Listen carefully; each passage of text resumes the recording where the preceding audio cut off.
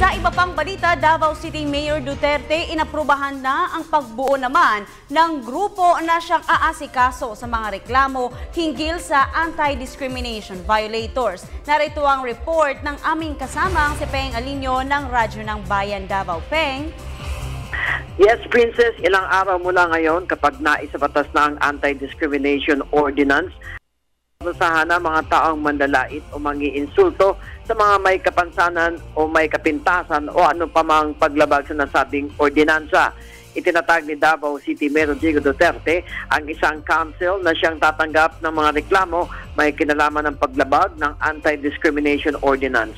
Noong ika-30 ng Enero, pinirmahan ni Duterte ang isang Executive Order No. 9 Series of 2014, isang atas na may nilalamang membership ng Anti-Discrimination Mediation and Conciliation o ADMAC ng Davao City na ang kanyang gagawin ay ipaalam ang parties concerned and mediate or conciliate the parties' differences to avoid judicial, quasi-judicial, prosecutorial, and administrative action.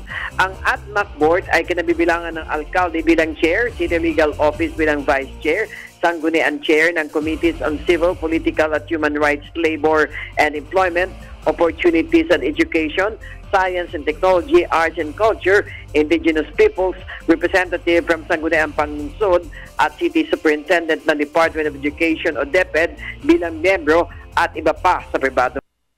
Ang nasabing ordinansa na ipinasa ni Duterte noong pang December 2012 ay isa sa batas para matiyak ang paggalang ng mga karapatan ng bawat isa na walang diskriminasyon sa kahit ano pa man, maging ito ay babae, lalaki, bakla o tomboy, lahi, kulay, pagkatao, nasyonal o ethnic origin, maging ano pa man ang kanyang reliyon o paniniwala upang manatili ang kapayapaan sa jurisdiksyon ng lungsod ng Davao.